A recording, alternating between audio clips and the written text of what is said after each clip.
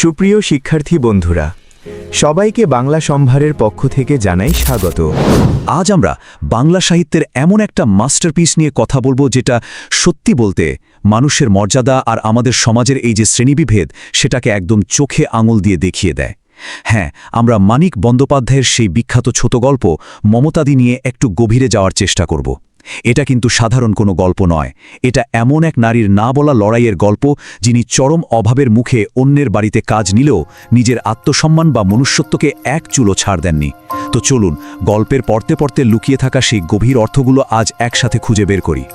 ঠিক আছে, চলুন একদম সরাসরি মূল গল্পে ঢুকে পড়ি।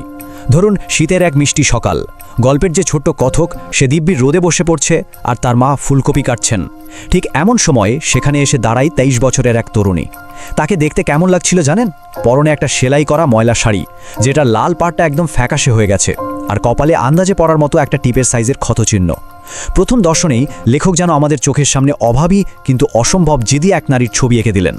আর মেয়েটার প্রথম কথাটাই ছিল একদম সোজাসাপটা, আমায় রাখবেন, আমি রান্না ছাড়া ছোট ছোট কাজও করব। ব্যাস, এই এক কথাতেই আমরা পরিষ্কার বুঝতে পারি নিজের ভেতরে যাবতীয় দ্বিধা আর সংকোচ জয় করে শুধু উপার্জনের তাগিদে সে কতটা মরিয়া হয়ে বাইরের পৃথিবীতে পা রেখেছে। অধ্যায় 1, মানিক বন্দ্যোপাধ্যায়, এক কালজয়ী কথা সাহিত্যিক। তো গল্পের আরও গভীরে যাওয়ার আগে এই অসাধারণ সৃষ্টির পেছনের মানুষটি সম্পর্কে একটু জানা দরকার, তাই না? মানিক বন্দ্যোপাধ্যায়, যিনি সমাজের একদম ভেতরের আর্থসামাজিক অবস্থা আর মানুষের মনের সেই প্যাঁচানো মনস্তত্ত্বকে জলের মতো সহজ ভাষায় ফুটিয়ে তুলতেন। তার জন্ম 1908 সালে আর মৃত্যু 1956-তে। কিন্তু তার লেখক হয়ে ওঠার গল্পটা শুনলে আপনি চমকে যাবেন। 1928 সালে তিনি কলকাতার বিখ্যাত প্রেসিডেন্সি কলেজে ভর্তি হলেন, একদম বিজ্ঞানের তুখর ছাত্র হিসাবে। কিন্তু শুধু বন্ধুদের সাথে বাজি ধরে তিনি তার জীবনের প্রথম গল্প অতসীম আমি লিখে ফেলেন, আর সেটা ছাপাও হয়ে যায়। এরপর লেখালেখির নেশা তাকে এমনভাবে পেয়ে বসে যে এই মেধাবী ছাত্রটির আর বিজ্ঞানে অনার্স পাশ করাটাই হয়ে ওঠেনি, ভাবা যায়। আর তারপর তো ইতিহাস। তিনি আমাদের উপহার দিয়েছেন পদ্মা নদীর মাঝি আর পুতুল নাচের ইতিকথার মতো একদম আইকনিক সব সৃষ্টি। মাত্র 21 বছর বয়সেই তিনি রীতিমতো বিখ্যাত। বেঁচে থাকা অবস্থায় 50টিরও বেশি উপন্যাস লিখে ফেলেছেন। বাংলা সাহিত্যে তার এই বিশাল জায়গাটা মাথায় রেখেই চলুন আমরা বরং আবার আমাদের মূল চরিত্র সেই মমতাদিতে ফিরে যাই। দেখি এই জাদুকরী লেখকের কলমে একটা সাধারণ গৃহকর্মীর চরিত্র কিভাবে এত জীবন্ত হয়ে উঠেছে। আলোচনা শুরু করার আগে আপনাদের কাছে অনুরোধ, যারা আমাদের চ্যানেলকে এখনও সাবস্ক্রাইব করেন নাই, সাবস্ক্রাইব করে পাশে থাকা বেল আইকনটি বাজিয়ে দিন। অধ্যায় 2, দ্বিধা এবং পেশাদারিত্ব, এক অদৃশ্য দেয়াল। মমতাদি কাজটা নিলেন, জানেন বেতন কত? মাসে মাত্র 15 টাকা। তো প্রথম দিকে ওই বাড়ির ছোট্ট ছেলেটি, মানে আমাদের গল্পের যে কথক, সে কিন্তু মমতাদির সাথে বেশ ভাব জমাতে চাইত। কিন্তু তাদের মাঝে যেন একটা কাচের দেয়াল তোলা ছিল। কাজের ব্যাপারে মমতাদি ছিলেন যাকে বলে একদম পারফেকশনিস্ট। মাথা নিচু করে শুধু নিজের কাজটুকু করতেন, একদম টু শব্দটি নেই। আর এই বিষয়টা খুব চমৎকারভাবে দুটো জিনিসকে চোখে আঙুল দিয়ে দেখিয়ে দেয়। একদিকে ছোট্ট ছেলেটির সেই সরল প্রত্যাশা যে নতুন রাঁধুনি তাকে খুব আদর করবে, মিষ্টি মিষ্টি গল্প শোনাবে, আর অন্যদিকে মমতাদির কঠোর বাস্তবতা। সে ছিল কঠোর, নির্বিকার, ঠিক যেন একটা ছায়ার মতো প্রফেশনাল। আসলে অভাব আর নতুন পরিবেশের কারণে মমতাদি নিজের চারপাশে এই নীরবতার একটা শক্ত বর্ম তৈরি করে নিয়েছিল, যাতে কেউ ভুল করেও তার আত্মমর্যাদায় আঁচড় কাটতে না পারে। অধ্যায় 3, দূরত্বের অবসান ও স্নেহ, বরফ গলার মুহূর্ত। তো প্রায় 1 সপ্তাহ কাটল এভাবেই। তারপর ঘটল সেই বরফ গলার মতো ঘটনা। বাড়িতে অতিথি আসার দিন ভাড়ার ঘরে লুকিয়ে একটু মিষ্টি খাচ্ছিল খোকা, আর ঠিক তখনই মমতাদির হাতে একদম হাতে নাতে ধরা। কিন্তু অবাক কাণ্ড, বকা দেওয়ার বদলে মমতাদি মিষ্টি হেসে তাকে জল খেতে দিল। এই প্রথম ছেলেটি ওই রাশভারী মুখের আড়ালে একটা অদ্ভুত স্নেহমাখা রূপ দেখতে পেল। ছেলেটি যখন তাকে বামুন্দি বলে ডাকল, মমতাদি যেন একটু চমকে উঠল। সে বলল, আমায় বামুন্দি বলো না খোকা, শুধু দিদি বলো। বিশ্বাস করুন, এই একটা কথা গল্পের সবচেয়ে পাওয়ারফুল মুহূর্তগুলোর একটা।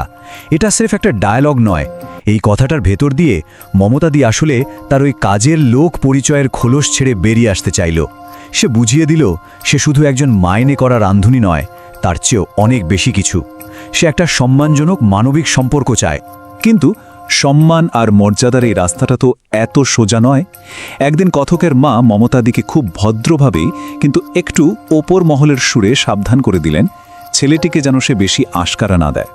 মা চলে যাওয়ার পর মমতাদির দু চোখ পেয়ে টপ টপ করে জল পড়তে লাগলো। ভাবুন তো বিষয়টা, তাকে যদি সরাসরি অপমান করা হতো হয়তো সে কাঁদত না, কিন্তু এই যে সম্মানের মোড়কে মুড়িয়ে দেখানো করুণা, এই সূক্ষ্ম আঘাতটা তার আত্মসম্মানে গিয়ে তীরের মতো বেঁধেছিল। এই কান্নাটাই আমাদের বুঝিয়ে দেয় তার ভেতরের অহংবোধটা কতটা জটিল আর কতটা স্পর্শকাতর। অধ্যায় 4, আত্মসম্মান ও নির্বাক যন্ত্রণা, লুকানো ট্রমা।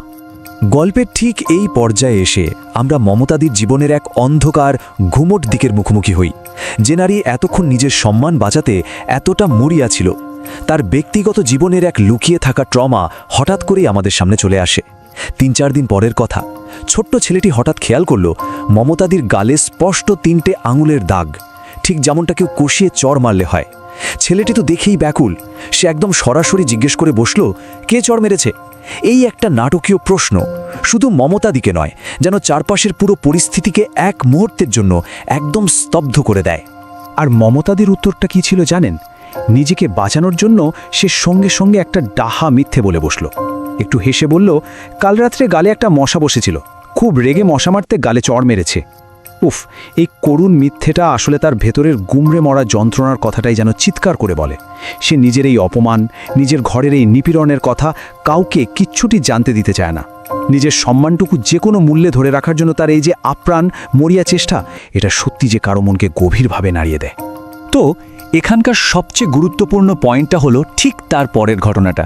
ছেলেকে যখন খুব মায়া নিয়ে মমতাদির ওই দাগ পড়া গালে হাত বুলিয়ে দিতে গেল, মমতাদি খপ করে তার হাতটা টেনে নিয়ে নিজের বুকে চেপে ধরল আর একদম ফিসফিস করে বলে উঠল, কারো কাছে যা পাই না তুমি তা দেবে কেন? একটু ভাবুন কথাটার গভীরতা নিয়ে। এই একটা কথা তার জীবনের চরম একাকিত্ব আর ভালোবাসার যে হাহাকার, সেটাকে একদম সামনে এনে দাঁড় করায়। বড়দের এই নিষ্ঠুর পৃথিবীতে সে যে সম্মান বা স্নেহটুকু পায় না, একটা ছোট্ট ছেলের নিষ্পাপ হাতের ছোঁয়ায় সেটা পেয়ে সে আর নিজের আবেগটাকে ধরে রাখতে পারল না। অধ্যায় 5, মমতাদির নিজস্ব জগৎ, বস্তি পরিদর্শন। এরপর গল্পটা সরাসরি বাঁকনায় মমতাদুর নিজের ঠিকানায়। একদিন স্কুল থেকে ফেরার পথে ছেলেটি মমতাদির পিছু পিছু তার বাড়ি মানে জীবনময় লেনের বস্তিতে গিয়ে হাজির হয়। আর এই প্রথম আমরা মমতাদির ওই প্রফেশনাল আত্মবিশ্বাসী চেহারার আড়ালে লুকিয়ে থাকা দারিদ্র্যের আসল রূপটা দেখতে পাই। সরু, অন্ধকার, একদম আলো বাতাসহীন একটা গুমট গলি। ঘরের ভেতরে দড়ি দিয়ে বাঁধা একটা নড়বড়ের টেবিল, কয়লার ধোঁয়ায় পুরো কালো হয়ে যাওয়া দেয়াল, আর সেই স্যাঁতস্যাঁতে ঘরে পেটের ব্যথায় কাতরাচ্ছে তার 5 বছরের ছোট্ট ছেলে। ভাবা যায় কর্মস্থলে যে মানুষটা এতটা গোছানো, এতটা দৃঢ়, তার নিজের জীবনের পরতে পরতে শুধু অভাব আর দুর্দশা। কিন্তু জানেন তো, এই হাড় কাঁপানো অভাবের মধ্যেও তার হৃদয়ের উষ্ণতা কিন্তু এক ফোঁটাও কমেনি। এই 2 সংখ্যাটির দিকে একবার তাকান। চরম আর্থিক টানাটানির মধ্যেও মমতাদি বস্তির মোড় থেকে ঠিক 2টো কমলালেবু কিনে আনলো। কার জন্য? শুধু এই ছোট্ট ছেলেটিকে খাওয়ানোর জন্য।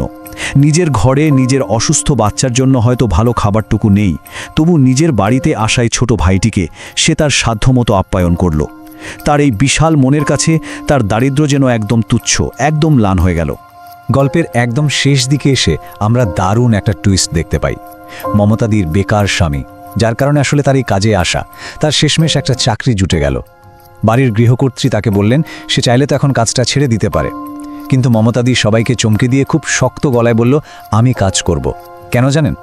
কারণ এই কাজটা তার কাছে শুধু 2টো পয়সা আয়ের রাস্তা ছিল না, এই কাজটা ছিল তার স্বাধীন হওয়ার উপায়, তার আত্মসম্মান আর নিজের একটা আলাদা পরিচয় তৈরি করার শক্ত মাটি।